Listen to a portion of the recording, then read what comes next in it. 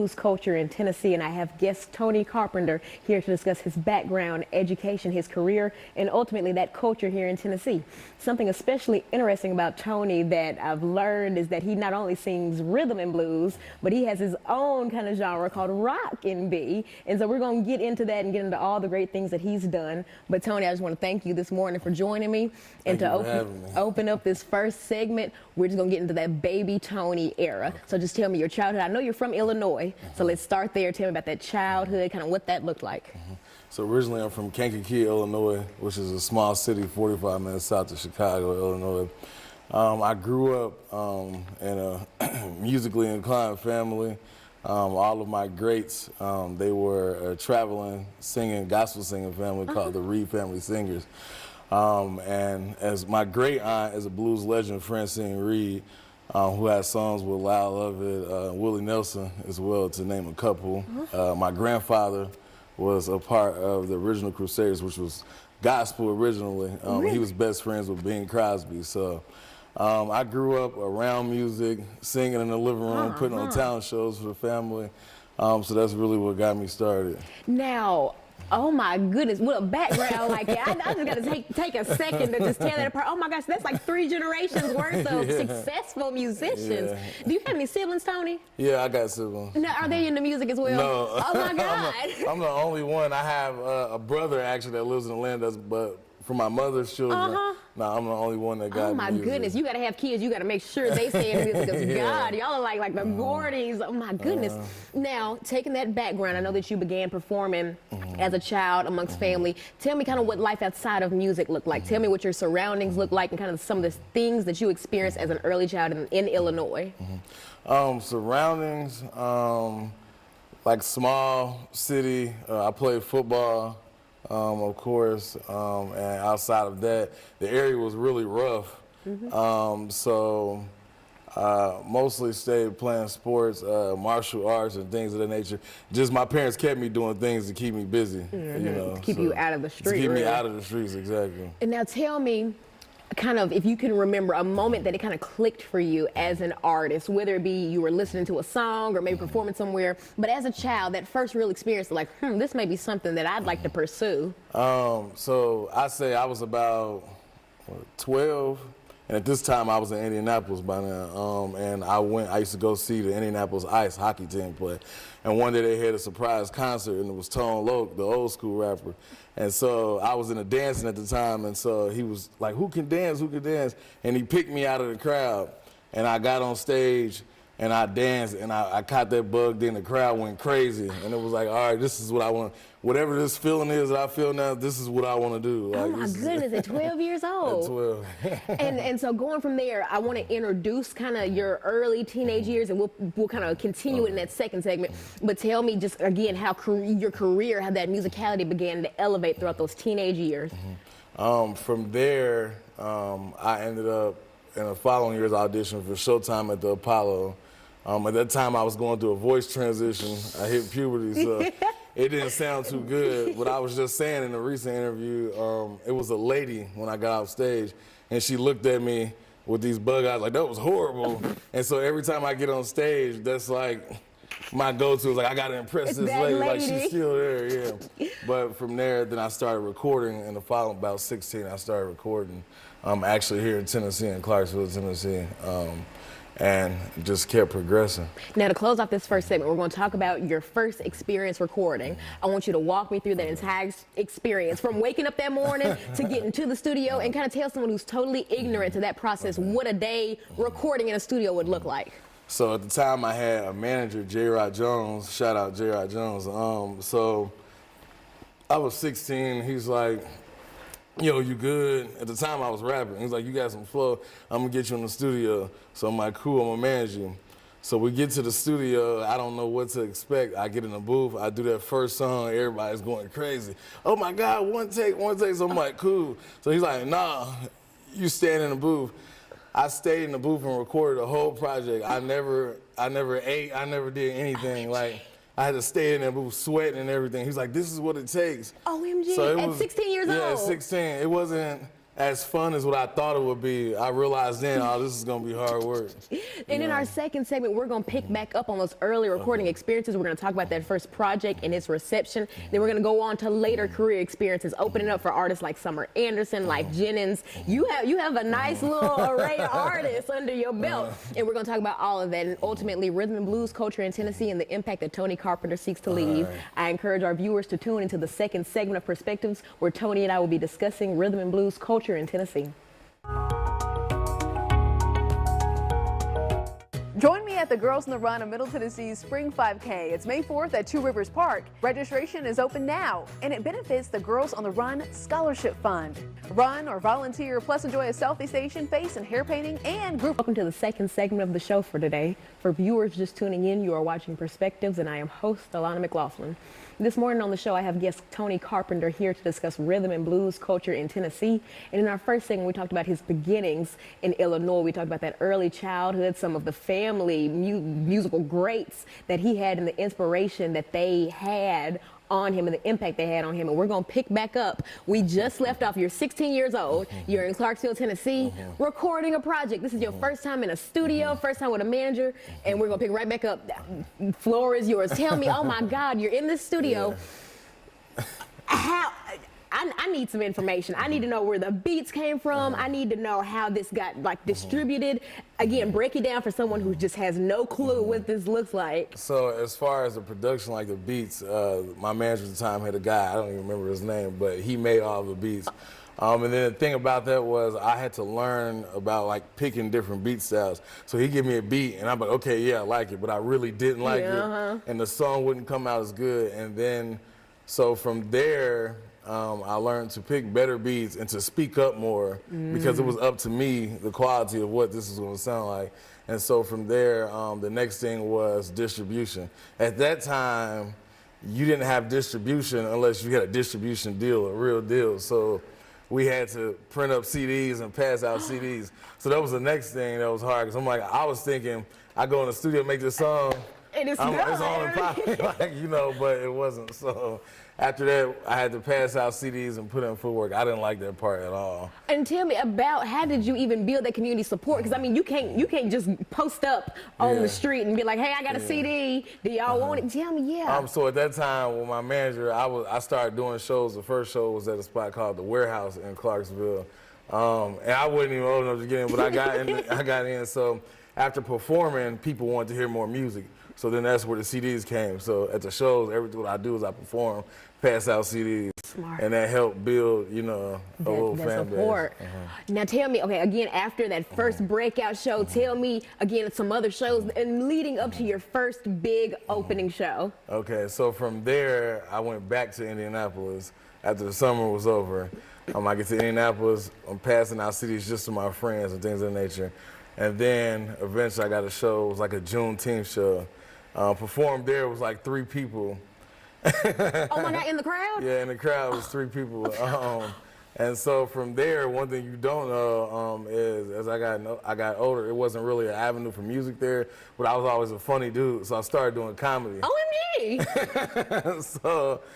So Morty's Comedy joint in Indianapolis, Indiana. And so from there, I went to Los Angeles, moved to Nashville. Tony, doing comedy still? My moved God. to Nashville, and I started going to a studio called Boom Labs. A cat named, I think his name was Chucky Velvet. He was recording over there, and we had some mutual friends. And I was told Lito would record over there sometimes. And so I would just sing around the studio. I couldn't afford it. I would sing around the studio. Everybody was like, yo, you're dope. From there, I started recording again somewhere else, and then I met Crush Audio, who was the guy that produces all my music, mix and master and everything. And from there, I just kept working, and then eventually, I got a call to open for Tank. That's, of course, years later. Tank! Tell me about that. So I got a call to open for Tank in Aberdeen, Mississippi. And that was a crazy experience. It was one of those things where I didn't really feel like it was real until I was there. And then when I got there and I seen the stage, I'm like, oh my God. But I had never performed on a stage of that magnitude. But you got to really be in shape to perform on those type of stages every night, because with the monitors and the lighting and everything, 2 songs in, I'm dripping sweat. But the crowd is loving it. I'm doing my thing. It's like I'm here, you know, so. And I hate to interrupt you, but one thing that we just spoke about off camera is not only do you need that physical health, that mental health. Yeah. We talked about a lot of young cats who are young in the industry trying to get in. They don't want to do the smaller shows. They don't want to do all that and build that stage presence. And I'm glad that you were doing those shows, because how can you just get in front of Tank and expect not to clam up in front of Tank's fans? And you know they don't play. So, so you're tell me about the rest of that night and onwards. So from there, I ended up meeting a DJ. The DJ was actually doing a show. So he ended up booking me on some shows afterwards. And following that, eventually, I got a phone call to open for Life Jennings, which was in Owensboro, Kentucky. Now, these are just like the craziest little cities. Not crazy, I mean, no disrespect. But like cities you've never even heard of, right? like where?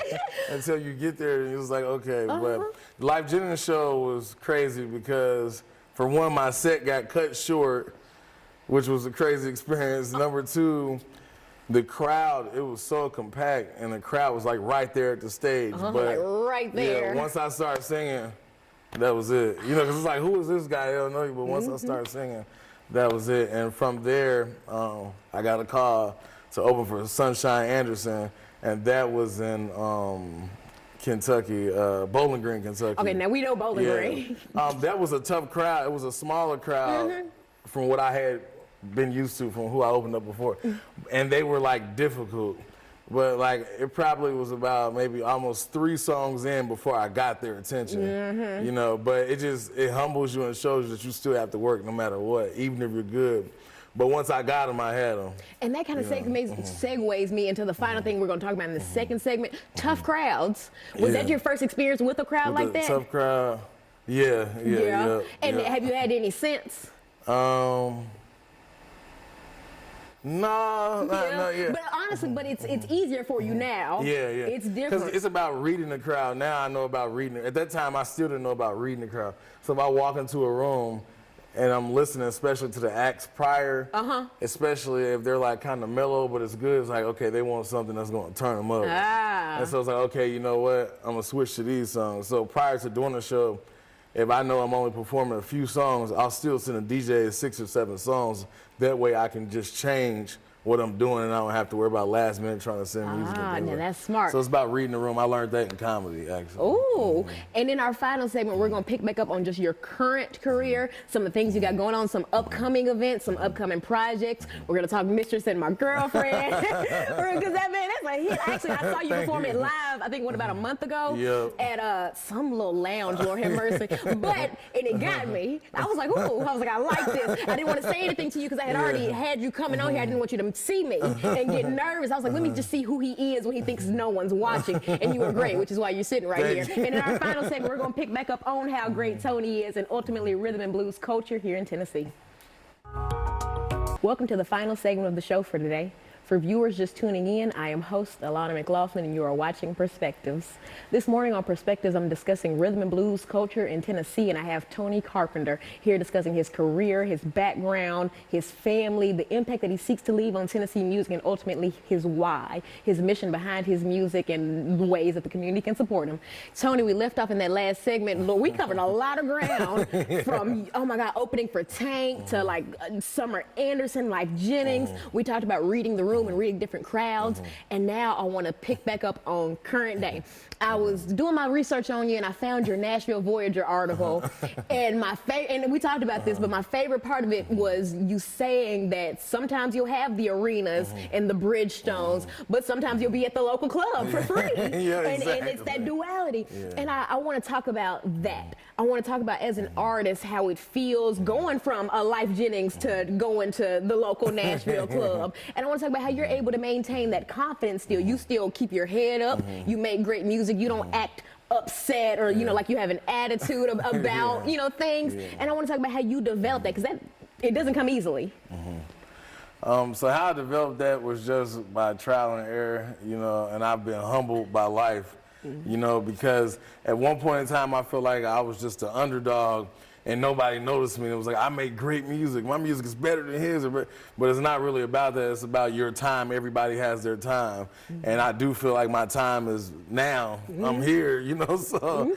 But, yeah, I had to be humble by thinking that I wasn't getting an opportunity, and then once I started getting some of those opportunities, then I became arrogant because I felt like nobody seen me for the longest. So it was like I have to be somebody that I'm not. I have to be bold, and you know. But then I found out, you know, I could just be myself.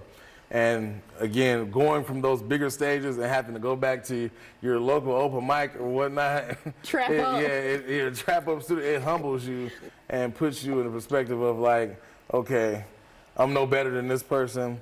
He had his time, I'll have my time, and this is just the way it goes. It's a roller coaster, you know, and I'm down for the ride. So those things humble me and force me to be able to learn certain things about reading rooms. It forced me to learn how to give second chances. It's helped me in my everyday life, you know, so. And I was just saying, I was like, you have a positive attitude, you're great, you're easygoing, and you don't often see that, especially with artists who have reached the heights that you've reached and who work as hard as you. And honestly, I see some artists, you know, who have that nose up, and I'll be like, you know, you work hard, I'm gonna let you have it. But I always have that soft spot for the artists who maintain that humility. And on the topic of just maintaining that humility, I want to talk about how you develop your Nashville support. I know we talked about kind of Indiana and Illinois, but just tell me about some of the events you've done here in town, anything upcoming, and just that Nashville support before we get into your overall mission. How I developed my Nashville support, honestly, was starting off in the open mics. A lot of artists that are like bubbling around the city started off in the same open mic as me, which was at the Broken Spoke, which was an extension of a hotel off of Trinity Lane that's no longer there. Like, they tore that down. And then from there, I also shout out Kenny Clack, who's my former manager. He discovered me through another individual. And so basically, Muggs A Million, who has Money United with Game, we got together around 2018, 19, and Money United Game it teaches you how to take your income and put it with information to, you know, expel you into a different standpoint when it comes to music. So he ended up getting me on the show with Kenny Clack, and I did great. And so from there, he ended up managing me, and then we interviewed WVOL, and then he had a weekly thing, which he still does at Carol Land's off Murfreesboro Road. And so I started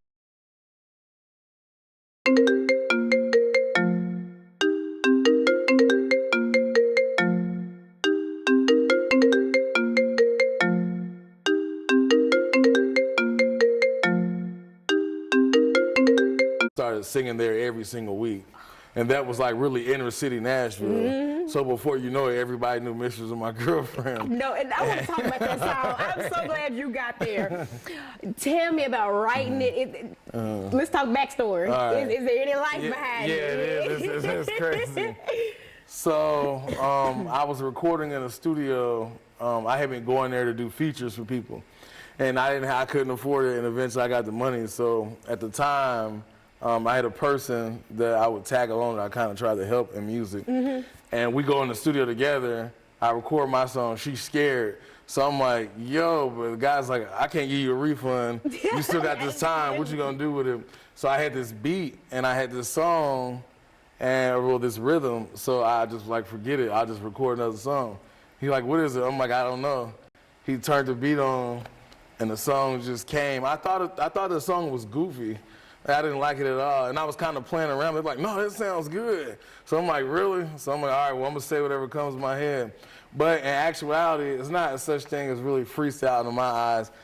It's the things that you're doing, and they just come out. So those songs that just come easily, that's you just opening your mind up without holding anything back, and you just letting it come. So, you know, to a certain extent, the lifestyle kind of parallel with what, you know. So at that time, you know, I was young. I've grown since then, but yeah. So that's where that song came from, and went to the open mics, did it. Everybody thought it was a hit. The crowd loves it.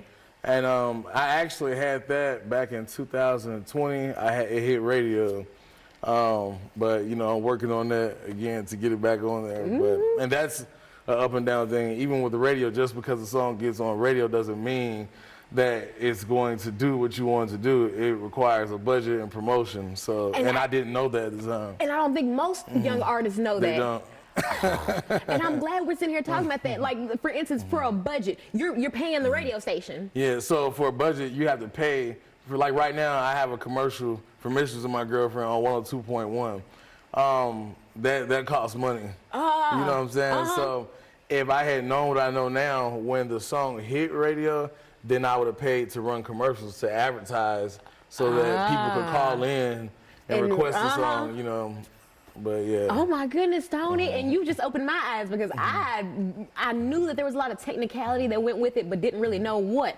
Now, to end off this final segment, 2 parts. One, I want to talk about your why. I know we discussed part of it. A lot of it is to instill hope in those underdogs like you once were, but I want you to tell me in your own words, your mission behind your music and the impact you seek to leave on our community. The mission behind my music is to show people that you can come from nothing and you can become something.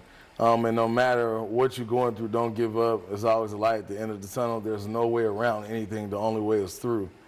And the impact that I want to leave is to basically just let the underdogs know that they have a purpose, that you know you're real, that you're seen, and that if you keep pushing, you know, nothing is impossible. So I want to be a representation that you can do anything that you put your mind to. And you really are. Just seeing your history and reading just the content that you've put out, different interviews, different, you know, platforms. I'm like, God, Tony's lived a life. My God. Now, Tony, tell us some future events, anything upcoming, and ways that the community can connect with you. So that social medias, plug yourself in. Okay, so all my social media, including the streaming platforms, Tony Carpenter. And then upcoming shows, April the 6th, Hadley Park. And then March the 28th, Skydeck on Broadway, which is also an event. A guy by the name of Young Gray, I'm helping promote that event. So you can come out and see me perform on that event.